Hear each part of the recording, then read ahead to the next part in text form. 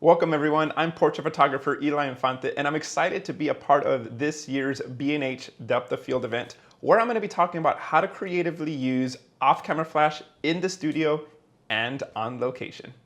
Those of you that haven't heard of me or seen my work, I love creating dramatic portraits outdoors using off-camera flash, using different light setups, whether that's a 2-light setup, 3-light setups, and even in the studio using 4-light setups. But I love to include color and texture and creating something interesting no matter what time of the day, whether that be morning, midday, or even at night. My goal for this presentation is for you to see the creative possibilities that you can create using off-camera flash.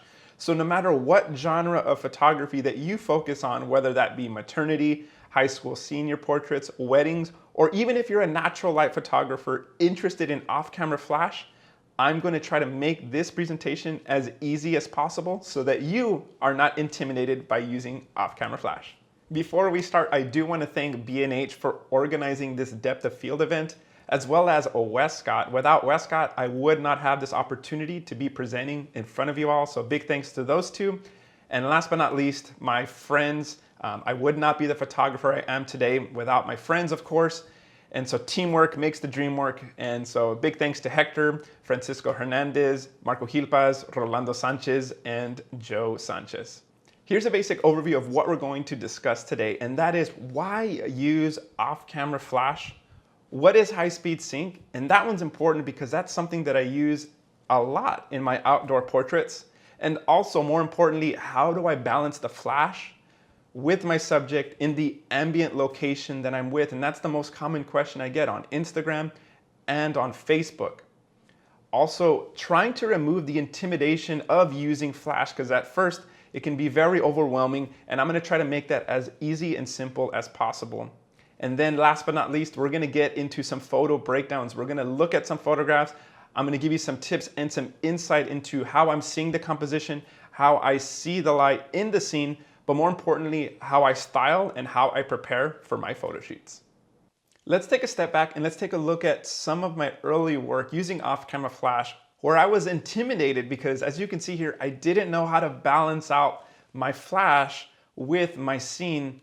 And one of the photographs that has always stuck in my mind is this scene from 2012 where I was asked to photograph a dance.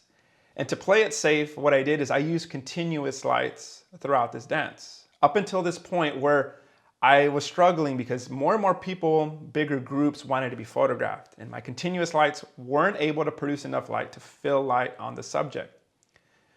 So I decided to try flash, and of course I fell flat on my face because I had no idea what I was doing. I threw it up and just did a prayer and basically said, oh man, come on, let me just get the power correct. And sure enough, I overexposed the entire scene.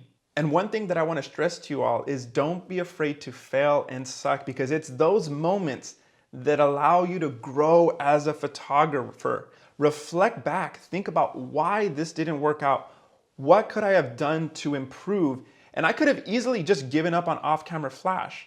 But within the past 5 to 6 years, by using off-camera flash, it's allowed me to see what's possible using off-camera flash, but more importantly, why it's important to use it. So why shoot off-camera flash? What is this going to do for my work, and how has it developed my style? Well, shooting off-camera flash has allowed me to create these dramatic skies in camera, as well as dynamic lighting. I can use multiple light setups, whether that's a 2-light, 3-light, or 4-light setup on location or in the studio. And of course, with modifiers, I'm able to control the light and shape the light the way I want. And more importantly, I can shoot at any time of the day, whether that's the morning, whether that's the afternoon, golden hour, or even at night. Of course, you're in full control of the scene. You're able to use your artistic vision to create something out of nothing. And then of course, you can add dimension and a 3D effect in camera using high-speed sync and multiple light setups. Now let's get a little bit technical and let's look at what is high-speed sync, because that's the technique that I utilize for my outdoor portraits. And you might have a flash or a strobe at home and you're wondering, well, can I use this to create the portraits that you're creating? Can I create that? And one of the things you have to understand is, well, what is high-speed sync? Because there's a difference between a flash and a flash that can do high-speed sync. So one of the things is that high-speed sync allows you to sync your strobes to your camera when your shutter is faster than your flash sync speed, which is 250th. So a traditional flash sync speed is 250th. So what does that mean? What that basically means is that if I have a flash that can only allow me to do a flash sync speed of 250th, if I go faster than that at 320, 400, or 500, what you're gonna see is the shutter curtain is gonna block the flash. So that's where you're gonna get a black bar because the shutter curtain is completely blocking the light coming through, which is my flash sync speed. Now the flash sync speed is different on camera to camera. Some are at 200, some are at 250. But the point is that high speed sync allows me to fire off a sequence of flashes as the shutter moves across the sensor. So what's gonna happen is that when I use high speed sync, I'm not being held back by that shutter speed. That shutter speed is now able to go to 2,000, 4,000, 8,000. And what you get throughout the process as the shutter is going through, you get these pulses of light from my strobe, which is your high speed sync, to fill in the subject. Now here's an illustration using natural light, standard flash sync speed, and high speed sync. So what you'll notice, the image to the left, the natural light, and one of the issues with natural light is that our eyes can expose for both, but our camera can't. So meaning, if I'm out there looking at a scene, I can see all the detail in the sky, I can see all the detail in the subject. The lighting is balanced because of our eyes. But when we're shooting natural light, our camera can't, because what happens is I either have to expose for the background scene, and now my subject is dark, or if I expose for my subject is properly exposed, but now my background, I've lost all of the detail. Now if I use standard flash, which is my flash sync speed at 250th, I have to increase my aperture now to compensate, because as you know, if I go above that flash sync speed, one, I'm either not gonna see the flash pop because the curtain's blocking it, or I'm gonna get those black bars. And what high speed sync allows me to do is it allows me to balance for both. I can meter for my background, and then I can fill light on the subject with my strobe. And by using high speed sync, this allowed me to develop my style to create these dramatic portraits on location and include those beautiful skies in the background. Now that we know what high speed sync is, the next step is to set up our ambient exposure and also to add the strobe and figure out how to balance the strobe with our subject. So the first thing that we need to take a look at is the exposure triangle. We're gonna make this very simple. We're gonna keep the ISO at 100 because when we're outdoors, it's already bright enough. There's maybe some rare conditions where I might need to increase it for blue hour or nighttime or indoors or maybe in the studio, but more often than not, it's gonna stay at ISO 100. Now the next one that we wanna set up is our aperture. Now if you're using high speed sync, the main reason why you wanna use it is you wanna be able to blur out the background with that depth of field. So we wanna be at 2.8 and below, anywhere between 1.4 and 2.8. You decide how much depth you want within that range and set that. So a good starting point is f2, but you can go 1.4, 2.2, whatever you feel comfortable with. Now the key thing is this is a question I get a lot as well, is am I in manual mode, am I aperture priority, or am I in TV mode on my camera? And 100% of the time I'm always in manual mode, and also on my strobe. Now strobes can use something called TTL, which we're not going to get into, but basically it's an auto setting that kind of figures out the flash power output for you. I never use that. I am 100% in manual mode on my camera and on my strobe. So now that we have ISO 100, our aperture at 2.8 and below, there's one final ingredient that we need to set up, and that is our shutter speed. The shutter speed is very important in this process because the shutter speed allows you to capture your scene. And as you can see here, I have this illustration. The faster the shutter speed is going to be based on your light conditions. So the faster it is, that means we're in sun, daylight, and bright conditions. When we get into the middle shutter speeds, that's usually when it's cloudy and shade. And then when we get to the slower shutter speeds, that's typically based on the light condition, like blue hour, low light, indoors, or rainy or cloudy.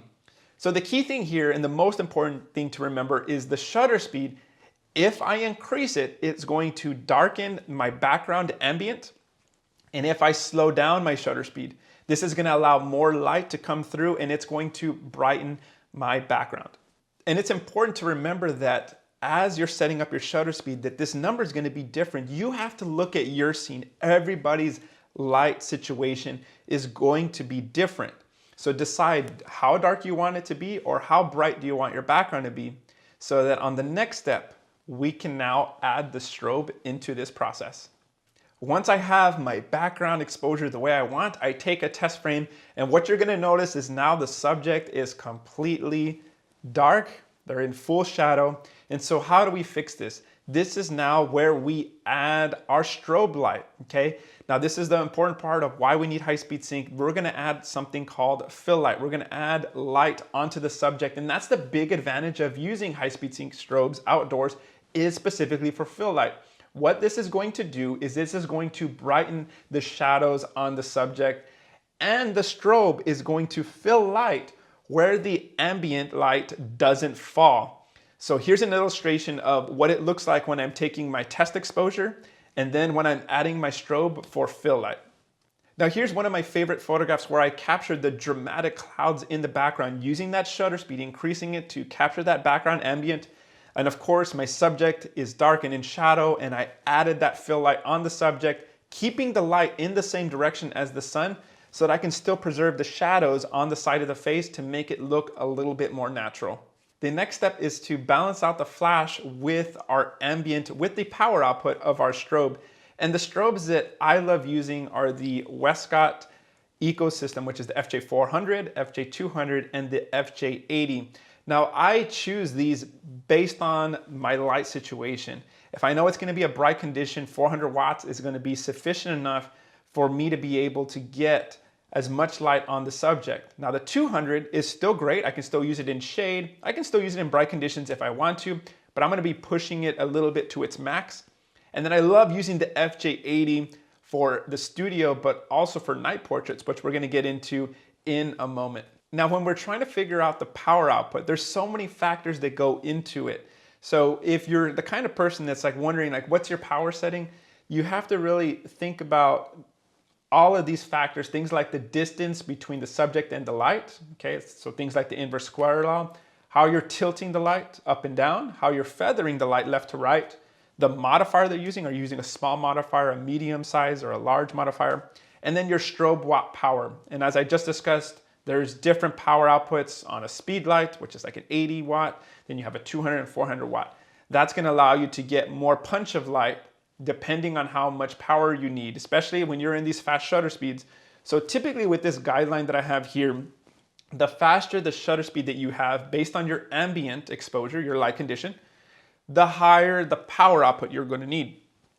And then when your shutter speed gets slower, the less power you're going to need for that situation.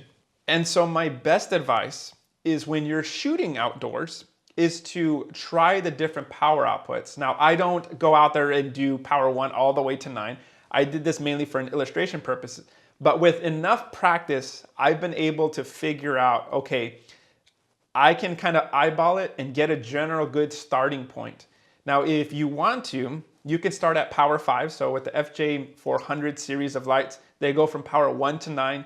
5 would kind of be like the middle starting point. You can try power 5 and see and ask yourself, is my subject too bright or too dark, and do I need more power? So increasing the power output will make the subject brighter, and lowering the number will make it darker. And if you're wondering if I use a light meter, I've never used a light meter for my off-camera flash outdoors. So with enough practice, you'll be able to figure out the power output for yourself. Before we move on, remember there's 2 important steps that we need in order to create this photograph. Step 1 is setting our camera settings, ISO 100, aperture between 1.4 and 2.8. That stays the same. And then our shutter speed is the important one. This is going to allow me to get those dramatic skies. Increasing it darkens the background, and lowering it lets in more light and brightens our background. So we get our background template first. Our subject will be dark. That's okay. We're going to add fill light on step 2 with our strobe, and as we bring this in, all we need to do now is just figure out the correct power output, which can be anywhere from power 1 to power 9. Since we know about how to balance the strobe now and the power output and the settings in the camera, let's focus now on the light position. Now, one of my favorite styles is Rembrandt style lighting because it creates shape, dimension, and shadows. I'm a big fan of shadows and I don't like flat lighting. So in order to create this, I love using the 36-inch Rapid Box Octa M and the Rapid Box Octa L from Westcott. And those modifiers give me some beautiful, amazing soft light. And what I want to do is I want to position it 45 degrees to my subject and raise it up at eye level and tilt it down about 45 degrees. And as I'm shooting, what I'm looking for is I'm looking at the shadows and the catch light. So in my Sony camera, I have it programmed so that I have image review turned on. And so what happens is when I take a shot, the image will appear for 2 seconds, and the things that I'm focused on is the shadows, where the shadow is lying on, and where the catch light's at in the eyes. So if you zoom in to the eyes, that is the secret ingredients to tell if your lighting is in the correct position. If you don't see any catch lights, that means your light is too high, raised up too high. If it's barely in the corner, I might need to move it a little bit more 45 and I might need to lower it down. So look at the catch lights because that is one of the secret ingredients in getting the nice lighting. Now, catch lights, if I don't capture them in a photograph, I'm always gonna go for expression and mood, but it's just something to think about when you're taking your photographs. As we look at this photograph, this is one of my favorite photographs to show because what you see is the shadows on the cheekbone. So I'm doing something called short side lighting. And what inspired me to take this shot was that sun bouncing off of the car. And whenever I'm setting up my subject to pose, I like to include them in the environment. So I had her lean up against the car, bend her leg a little bit to add some shape, but more importantly, the position of the light. Because at the beginning, we talked about how do we want to make the photographs balance out and look more natural in the image when we're using off-camera flash. And one of the ways I did this is that I positioned my light in the same direction as the sun, because the sun in this specific situation, it looks like it was really bright, but it wasn't. The sun was already meeting the horizon. It was already going to fade away. So in order to enhance the sun, but also to keep it more natural, I pushed it in the same direction as the sun, where the direction of the sun was coming from. And I still preserved that shadow on the cheekbone to add that three-dimensionality to the subject. And when I'm setting up a shot, I think of this 360-degree diagram, and I have my students do this, and I practice this myself because what this allows me to do is study light, but more importantly, study shadows. And it never fails when my students are doing the backlit photographs. They're kind of scratching their head like, why are we doing this backlit situation here? Because now the subject has a bunch of shadows.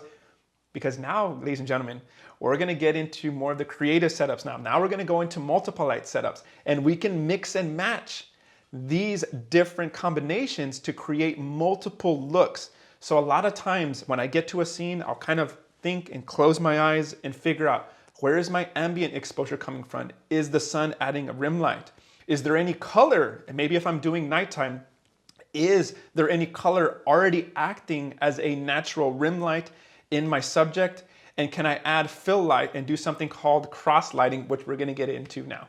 Let's go ahead and take a look at what my mindset is when I'm setting and composing a photograph. So one of the things when I'm thinking about my composition is that I'm looking for color, texture, leading lines, and where is the ambient light coming from?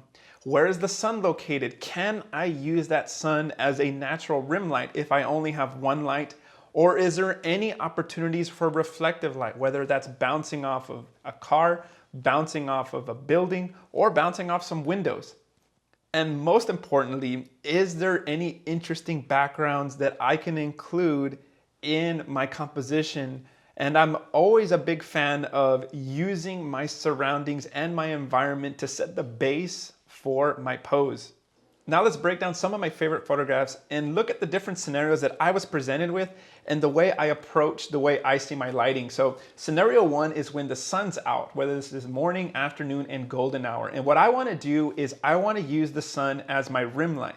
So my first approach is to possibly use it for cross lighting. So meaning my sun is gonna be my rim light, 45 degrees behind the subject. And then we use this circle reference once again. I can now add my light completely opposite of the sun. So I get that natural rim light with the sun, and I only have to use one light, 45 degrees to the subject, and I add fill light. Now, in order to capture this scene, remember that I'm using my shutter speed to capture my ambient exposure. But what inspired this photograph was the environment, sitting her on the tree. And as I mentioned, whenever I'm posing my subjects, I like to include them in the environment. And I also like to use props whenever possible. So I bought these flowers because it gives the hands something to do. A lot of times the subjects will tell me, it's like, well, what do I do with my hands? And if you give them something to either hold or up to lean up against, it allows you to be able to get a variety of different looks. And one of my favorite things about this photograph is that this was a photo shoot that I used a stylist for. So using a stylist can help you elevate your work and to make it stand out because of the styling. Now the next look, because of the cross lighting, you might think to yourself, well, the physics of light kind of doesn't match. I would rather have a more natural look. Well, you can still get that natural look by keeping the light in the same direction as the sun. So let's take a look at a couple of photographs where I'm keeping the light in the same direction as the sun. So this photograph here was in the morning. So the sun's up high, adding that beautiful, nice rim light around the hair. And instead of doing a cross light, completely opposite camera right, what I did is I kept it camera left in the same direction as the sun so that I can preserve the shadow in the cheekbone. So I still want that three-dimensional depth. Remember we talked about that, keeping it 45 degrees, positioning it and looking at the shadows first and not so much the light, because I like to have my work feel three-dimensional. On this next picture, you can see again, the sun is coming in from camera left. So I kept my light in the same direction, camera left, once again, still preserving the shadows on the cheekbone, but also using that bench to set the base for my pose once again. And then last but not least, keeping the same direction as the sun, the light again, but this time I'm looking at the reflected light in the window. So that's what inspired that photograph, was noticing that I could get a reflection in the windows. And then I instructed my subject to lean up against the wall there to keep them involved in the environment. And then as a nice little bonus touch, I got lucky, the wind came in, it was able to blow the hair. And once again, I'm a big fan of shadows. I've said this numerous times. I still preserve the shadows on the cheekbone to give it that three-dimensional look. Scenario 2 is, what if I'm in a situation when the day is cloudy, it's gloomy, shade or blue hour, there's no opportunity for the sun as my rim light. That's totally fine. We could keep it simple. Do a simple one light setup like I did here. And remember that the most important thing here is the background exposure, getting my ambient exposure first, and then adding fill light onto my subject. Now, one tip, and one of the things that stood out to me with this photograph is work with stylists. Think about collaborating with other people because it can help elevate your work like it did on this specific photograph. The styling is something that I would have never come up with on my own. And the stylist Yvette was able to help me out. And you can just reach out to people on Instagram or Facebook and see what vision that they can bring to the table to help elevate your work. Another option is to use two lights. So in this specific scenario, it's already getting into blue hour. The sun is already going to set and it's already dark. If I just use one light, it's fine. But on the side of the body, it's going to be a little bit too dark for my taste. So what I like to do is I like to add a two light setup to make it feel a little bit more three-dimensional and to add shape to the body. So in this photograph, I was using the FJ400, and as I mentioned earlier, the 36-inch is a great portable strobe for on-location portraits. But for my rim light, I used the magnetic reflector that comes with the FJ400, and I simply attached this, and I had to move quick. And so I just got my exposure in, locked it in, was able to get that beautiful dramatic clouds in the background, and then directed my subject to sit down and then look away so that it felt a little bit more candid. Another example is one of my favorite photographs is one of Betsy, and this was like an orange theme in the same scenario. The sun is about to set. I do a two light setup. Without that two lights, the hair would have been completely dark. The arm wouldn't have had that nice rim light. And so I'm using another two light setup. and using the same modifier, that 36" as my key light. And more importantly, and you guys are probably tired of me saying this already, is I'm preserving those beautiful shadows on the cheekbone, because what I want is I want a full tonal range of darks and whites in my image, because that's going to help me and allow me to get more depth on the subject. And as you can see here, this technique I like to use a lot. Whenever I'm in a low light or I'm in a shade situation, I'm going to add the 2 light, because as a bonus, this is going to add that nice separation and that 3-dimensionality that I like in my images. And here's a couple more photographs of me using this 2 light setup. And when I'm setting up and positioning these lights, I set it up in a cross lighting position, going back to that circle reference that I talked about. I have my key light set up first, and then I set up my rim light. And it's important when you're setting up these lights is always start off with 1 light first, get that exposure first, and then see what your rim light is doing and add that into your photographs. This next scenario is one of my favorites, and that's shooting at night or in a low light situation, because now this provides me many unique options and even the possibility of using colored gels. Because we're shooting at night, the exposure triangle is going to work a little bit different than when we were shooting during the day with the sun out or a golden hour. Now the shutter speed, instead of it being a fast shutter speed, because we were in a bright condition, is going to come down now because we're in a low light situation. So it's probably going to be around 250 and below. The aperture, I'm going to be a little strict with this. I do want it to be at the lowest aperture possible on my prime lens. So that could be 1.4 or 1.8. And then my ISO might fluctuate depending if I have background ambient to help out. So that can be anywhere from ISO 100, 200 to 400. But the key thing here is when I'm scouting for locations, when I'm doing my night portraits, is I'm going to specifically choose a location that has plenty of color to work with in the background and plenty of ambient color so that I can use the bokeh to my advantage. And one of the things that I like to use is telephoto prime lenses like an 85mm, a 105, and a 135. That's going to give me some beautiful compression to help during my night portraits. And one of my favorite strobes to use for night portraits is the FJ80, because it's small and portable. And because I'm in a low light situation, I don't need that much power like an FJ400, even though I can use it, but I would rather go with something smaller and compact.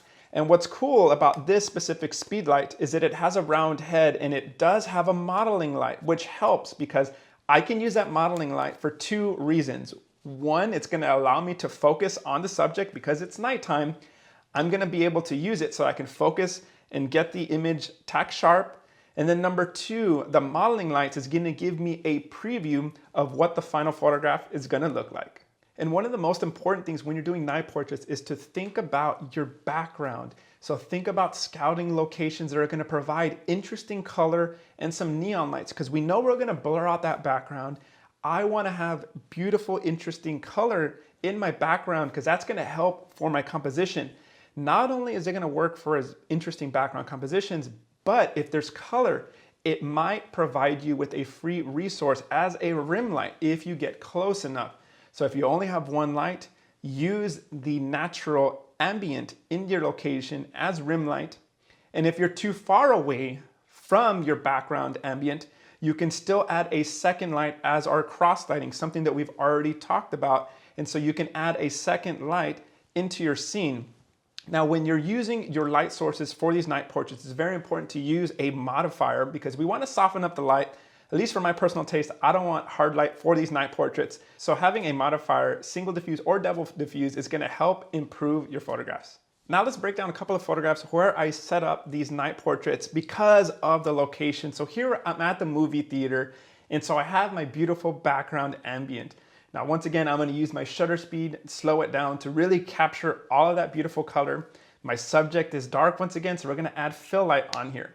But this is a 3 light setup, and this is where it gets fun because now I can add colored gels to these lights. And I love using the magnetic reflector because it's real easy to set up and to attach these colored gels because of the magnets. And I specifically used orange and red in this scene because I'm looking at my background ambient, and I already had red and orange in the background. And in order for it to blend just right, I felt like this made a lot of sense to add those 2 colors. And after I add my rim lights with colored gels behind the model 45 degrees, This is where I'm gonna add my third light, which is the key light. Right in front of the model, angled up high, boomed down, so I can still get some shadows underneath, but also making sure that I preserve some shadows behind the model, because when I'm using colored gels are gonna show up more in the shadow areas. In this next example, I'm taking advantage of the lens compression, and I talked about this. Using an 85, 105, or 135 is gonna help for these night portraits because it's gonna really emphasize that bokeh and the color. So I used the 135 in this photograph, and I like to add layers of clothing because it gives the hand something to do. And to further enhance the lighting, this is where I decided to add a 2-light setup doing the cross lighting technique that we've discussed numerous times. Now you'll notice that the rim light though is not completely filling in the left side of the cheek. Remember that I still want to preserve that shadow to give it that 3-dimensional look. So placing your rim light is very important because we don't want to fill light on the entire face, because then it's going to flatten out the face, and I don't like that in my work. I still want to preserve shadows, and so here we're doing the cross lighting, but I'm making sure that my background light is positioned in a way where it's just adding that nice rim separation. In this next photograph, I'm using a 3-light setup, creating something out of nothing. I'm in this dark, abandoned warehouse. There's no lights whatsoever. So I need to use lighting to create the vision that I have in my head. So when I saw the graffiti in the background, I knew that I wanted to add color to really make that pop. So I added a blue gel to my FJ200, and I used the metal reflector. So I'm adding that, sandwiching that together to light up the background. So in my process, when I'm using multiple lights, by the way, is I'm building it up 1 light at a time. I don't turn on all 3 lights and try to figure it out all at once. I'm gonna set my background light first, which is the blue light in the back. Then I'm gonna add my rim light. I'm gonna assign that to B, and I added an orange gel to that one.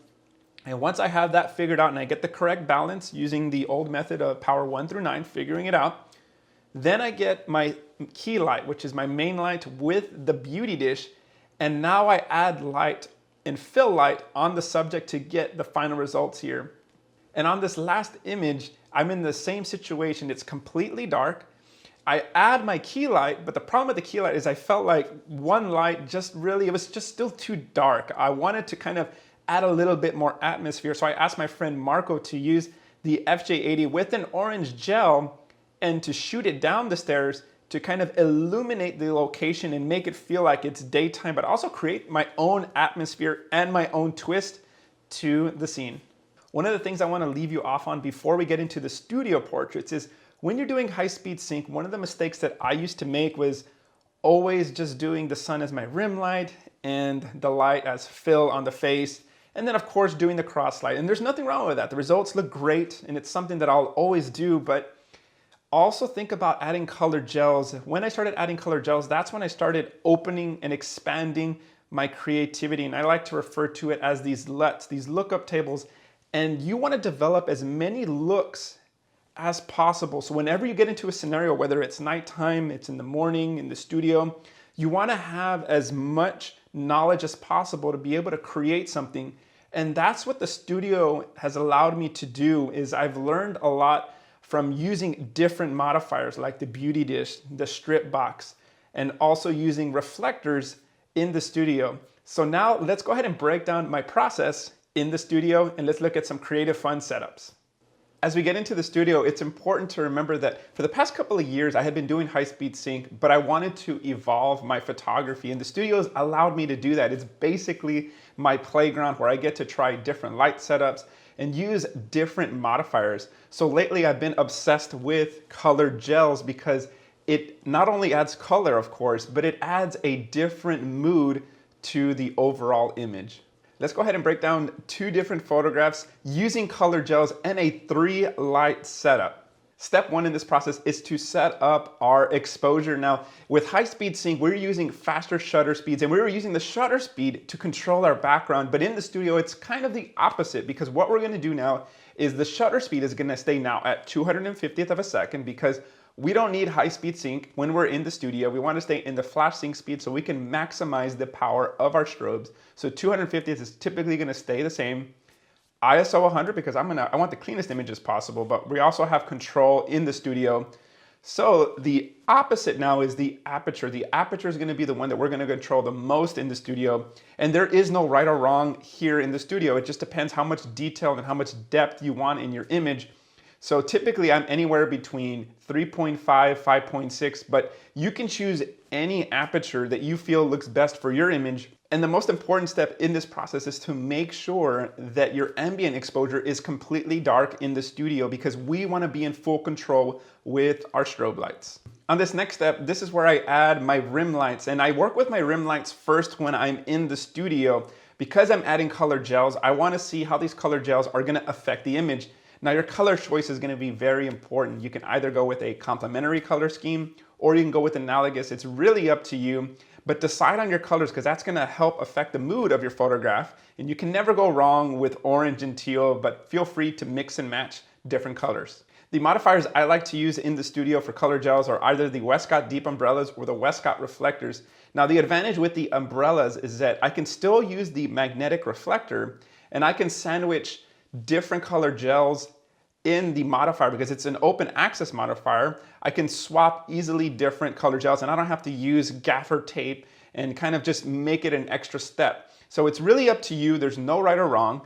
But when I position these, I put these at 45 degrees behind the subject, going back to that circle reference, right? We're mixing, matching different combinations of colored light setups. So when I add these at 45 degrees behind the subject, the most important part is now using the modeling lamps to help get a preview of the final results.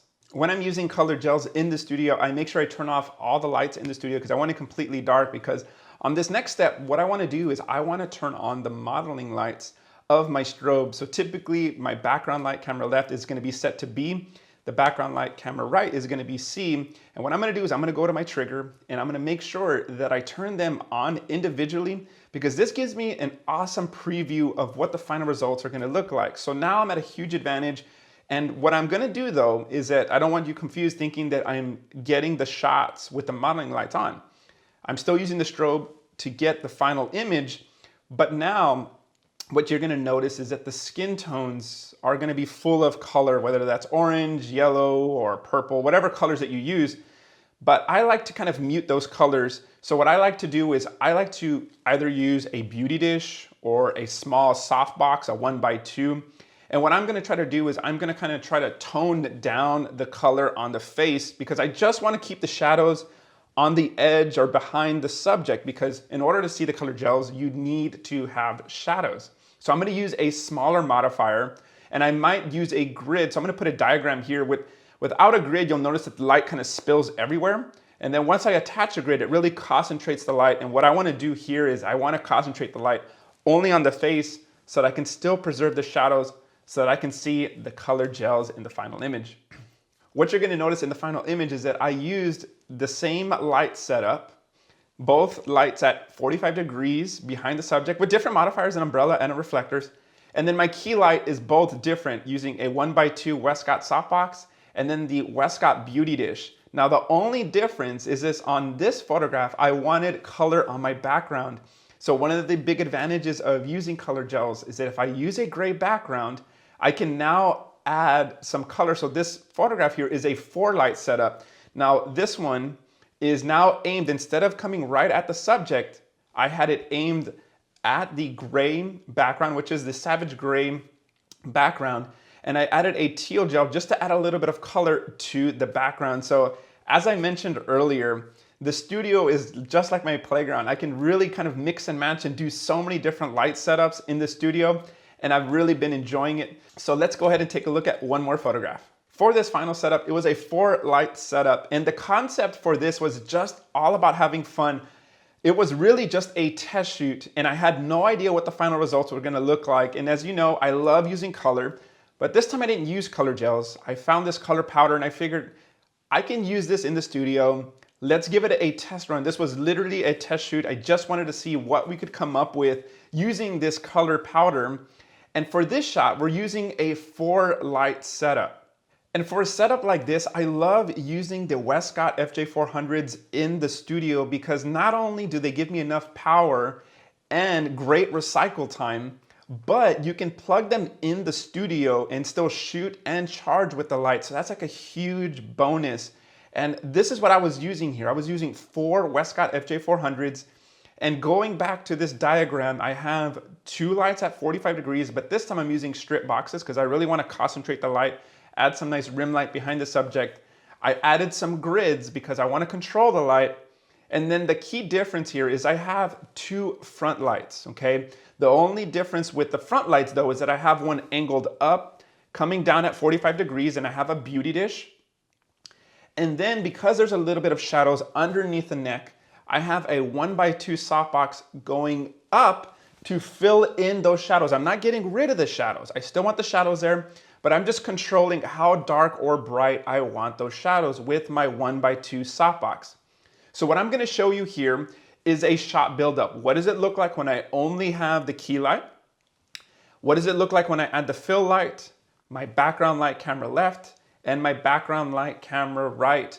And this is what the final image looked like. And I highly encourage you all, if you are not doing any fun shoots or at least once a month, try to do some fun shoots, because this is what kind of results you can get by just playing around in the studio, even though we created a mess at the studio. Sorry, Roland.